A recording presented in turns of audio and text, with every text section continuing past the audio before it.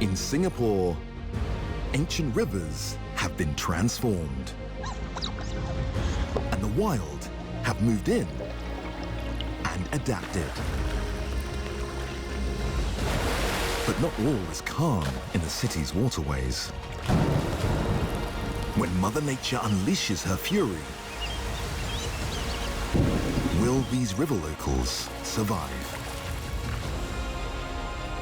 This is the watery, wild city.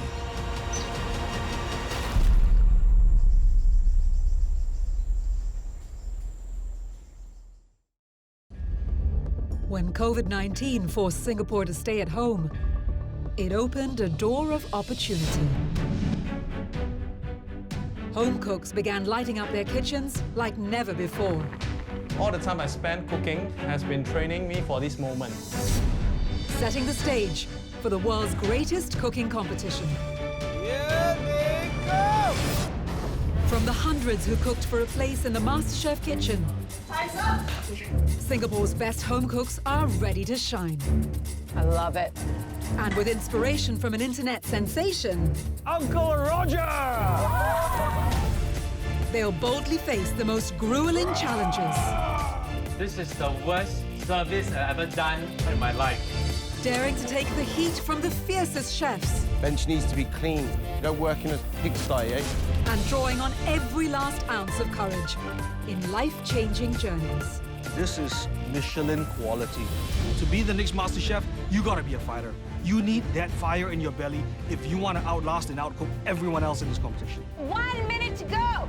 Get cracking! This is a once-in-a-lifetime experience. I'm looking for cooks that's going to be adventurous, be bold, and dazzle the lights out of us judges. I'm searching for the new flavors in Singapore. By respecting our heritage, understanding our culture, they can create something timeless. It will take incredible food to claim the title of Singapore's MasterChef.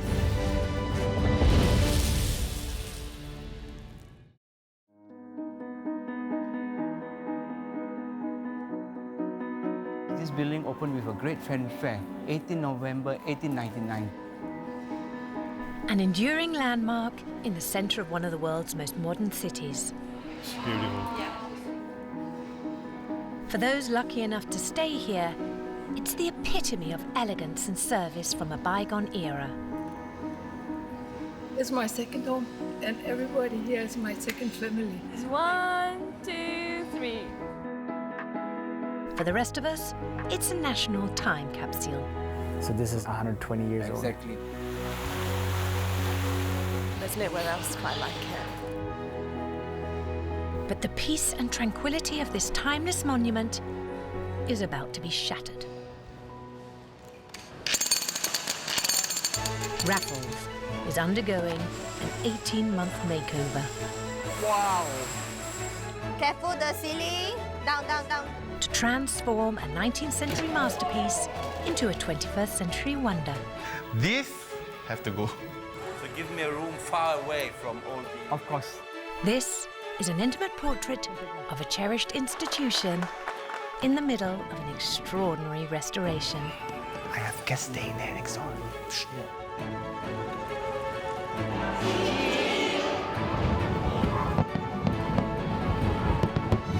Raffles, remaking an icon.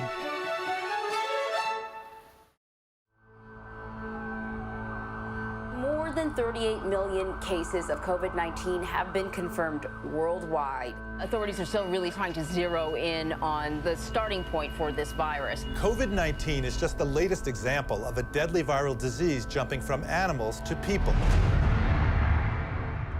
Today, more and more wild viruses are spilling into humans. If we don't find a way to stop them, our very survival could be at stake. With COVID, we've seen how devastating this virus is. If we want to prevent a pandemic from happening, we really need to figure out how this virus came about so we can prevent these things in the future. COVID-19's origin is still a mystery. But one animal has emerged as the prime suspect.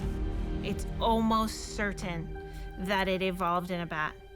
We know for a fact now, bats carries deadly virus to human but they don't suffer from any disease. A lot of characteristics of bats make them kind of the perfect spreader. Time is of the essence, so teams are racing to understand how bats trigger deadly pandemics. A global health problem calls for nothing short than a united global response. There's a realization that health needs to be interpreted on a global level. It's not someone else's problem, it's all of our problems, and we all need to step up. The urgency here is not just COVID, but it's the next one and the next one, because we do know it's coming.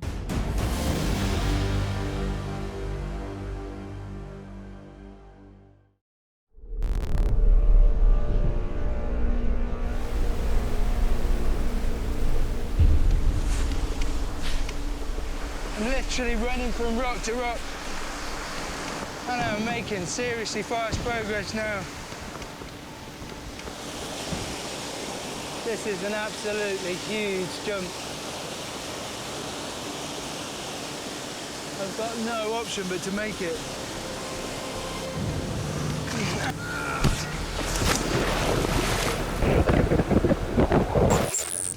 Man has always battled nature in a bid to conquer it.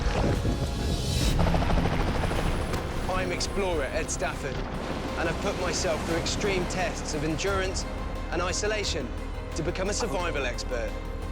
But surviving on my own, in the middle of nowhere, with just a camera, has become well within my comfort zone. That was easy. I want to evolve, to take things a step further and find out what I'm really made of. So I've decided to go up against the world's toughest survivalists. Good luck, Ed. You'll need it. If you're not ready, you'll get taken out. A head-to-head race over miles of hostile terrain in a bid to prove to myself that I am top of my game. But this feels very, very dangerous now! It's not about beating my chest. It's about taking my skill set to the next level. Whoa. In the most authentic, realistic survival challenge possible.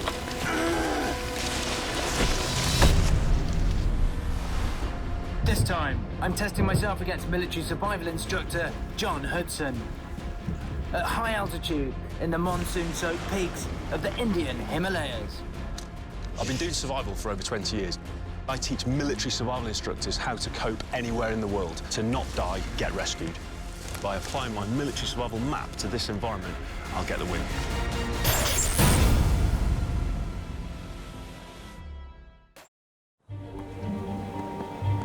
Our connection with threads is as ancient as the dawn of time.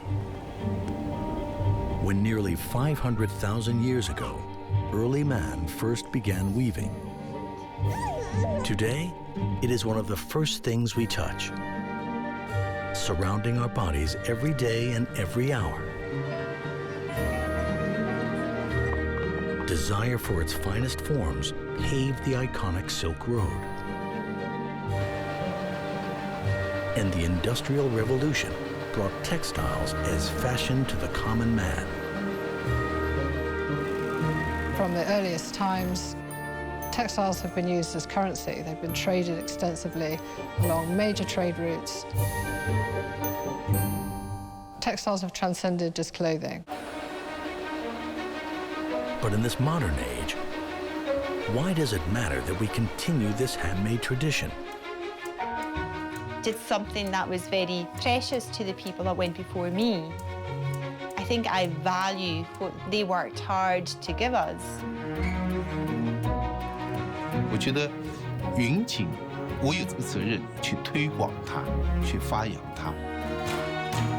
La industria como tal, que nunca será una industria, porque una artesanía no puede ser industria. Un segreto che ci tramandiamo da padre in figlio. If craftsmanship is lost, you lose a sense of identity. And you become homogeneous. Or you become robots.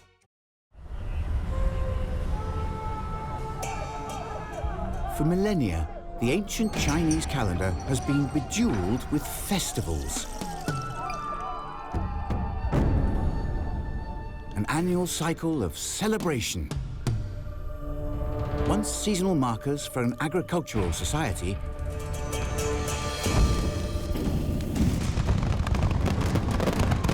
these festivals are just as intrinsic to Chinese people today.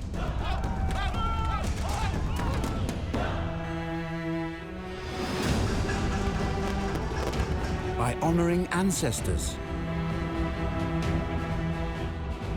paying homage to nostalgia, and celebrating family. Festivals are preserving Chinese culture, passing on traditional values to the next generation in China and beyond.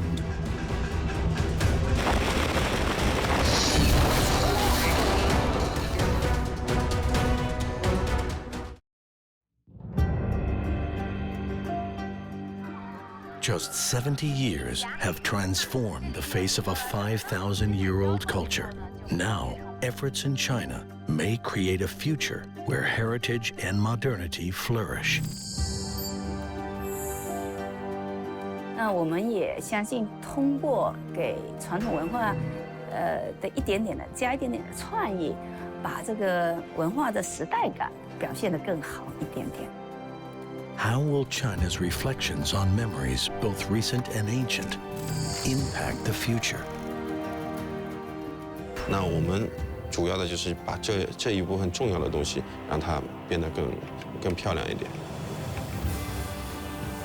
会有一些自己的一些东西，也不会完全沿用上一代人的东西。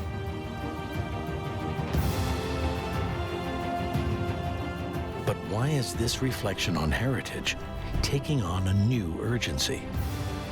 说中国的这个电影中全是历史，因为我们有历史可写。